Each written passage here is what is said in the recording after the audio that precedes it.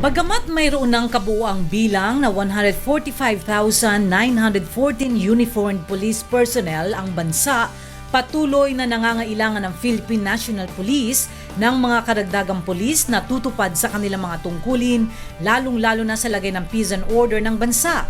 Kaya naman ang opisina ng Recruitment and Selection Division sa Directorate for Personnel and Records Management sa PNP Campo Crame ay bukas sa mga nais magpulis. Ngunit una sa lahat ay alamin natin kung sino-sino ang mga karapat-dapat na maglingkod at ano-ano ang kanyang mga kwalifikasyon. Mamamayan ng Pilipinas, marangal at mabuting tao. Dapat ay nakapasa sa psychiatric, psychological, drug at physical na pagsusuri na pinangangasiwaan ng PNP. Dapat ay may formal baccalaureate degree galing sa isang learning institution. Dapat kumuha ng mga sumusunod: PNP Entrance, NAPOLCOM, RA number 1080, Bar and Board Examinations, PD number 907, CS Eligibility to College Honor Graduates. Dapat ay hindi dishonorably discharged sa military employment or tinanggal sa kahit anong civil position sa gobyerno. Dapat ay hindi na-convict sa isang final judgment ng kahit anong offense or krimen na may kinalaman sa moralidad ng pagkatao. Dapat ay 1 metro at 62 sentimetro ang tangkad para sa mga lalaki at 1 metro at 57 sentimetro para sa mga babae. Dapat ay may timbang na hindi hihigit o kukulang sa 5 kilo ng kaukulang timbang base sa edad at kasarian. Dapat ay hindi bababa sa edad na 21 anyos o di mas tatanda sa 30 anyos. Ang mga sumusunod naman ay ang mga dokumento o papeles na kakailanganin sa pag-a-apply. Ihanda nyo na po ang Civil Service Personal Data Sheet, Revised 2005, NSO Authenticated Birth Certificate, Authenticated Certificate of Eligibility, 2 pieces 2x2 colored picture with name tag, 1 bust size picture and 1 whole body picture, authenticated transcript of records or diploma, local clearances such as barangay, police, RTC, MTC, and NBI, medical certificate, examinations to be registered by the PNP, fingerprint and handwriting specimen, NAPOLCOM. Sa opisina ng Recruitment and Selection Division sa Campo Crame, inaayos ang mga aplikasyon ng mga nais magpulis. Tinanong namin kay Police Senior Superintendent Maria O. Aplasca kung ilan pa ang kailangang bilang ng dapat na idagdag na pulis. Meron po tayong dalawang recruitment quota. Number 1, yung pong ating tinatawag na regular quota. Every year po ito ay 3,000 ang binibigay sa atin. At saka yung po mga nagre-retire, yung mga umaalis, at saka yung mga nadi-dismiss, ang tawag namin doon, attrition quota naman. Depende po yun sa mga naaalis na pulis every year. So for this year, meron tayong 3,000 na regular quota at meron po tayong mahigit kumulang na 6,000 na attrition quota. So all in all, for the year 2013, we'll be recruiting about 9,000 police personnel. May mga pagkakataon na may mga aplikanteng nangangailangan ng waiver tulad ng kulang sa height o overage. Narito ang pagpapaliwanag ni Colonel Aplasca sa bagay na ito.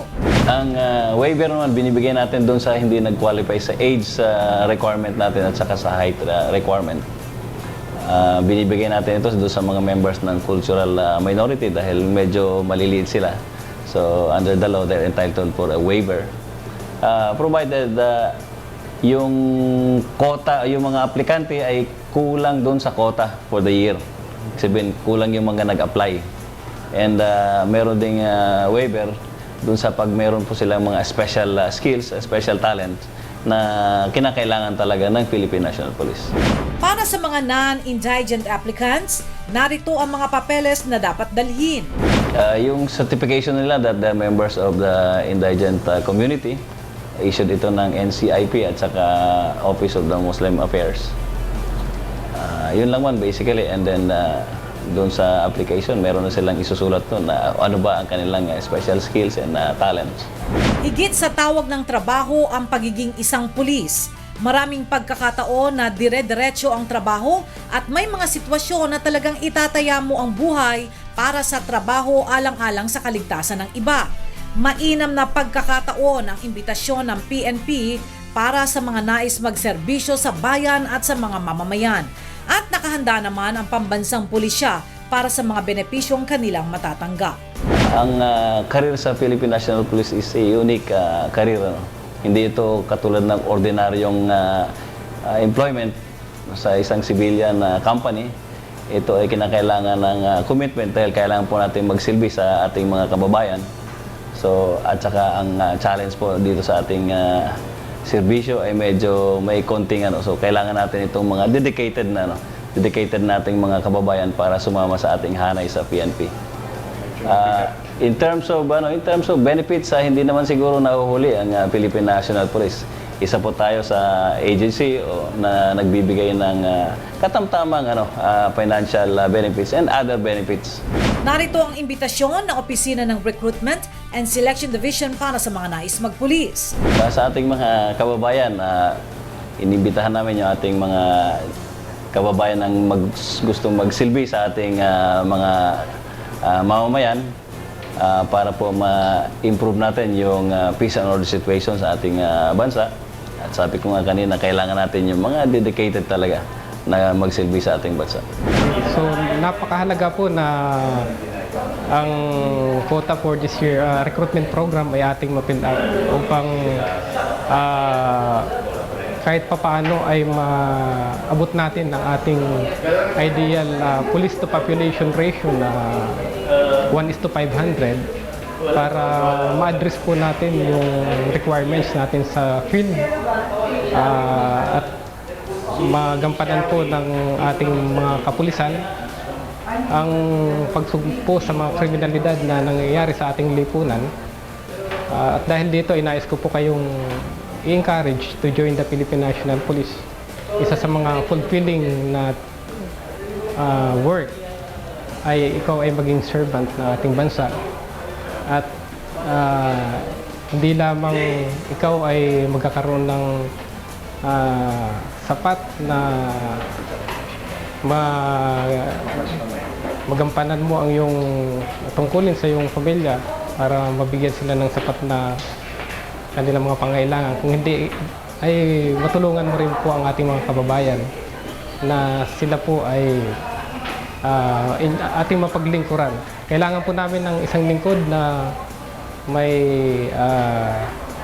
pusong servant heart na kung saan ay hindi siya magiging manager kundi sila po ay maglilingkod ng tapat. Kung sa tingin nyo po na qualified kayo, halina po at tumawag sa recruitment section sa telepono 723-0401, local 4211 o magsadya sa kanilang opisina sa DPRM Annex, Camp Crame, Quezon City o makipag-ugnayan sa inyong pinakamalapit na pulisya.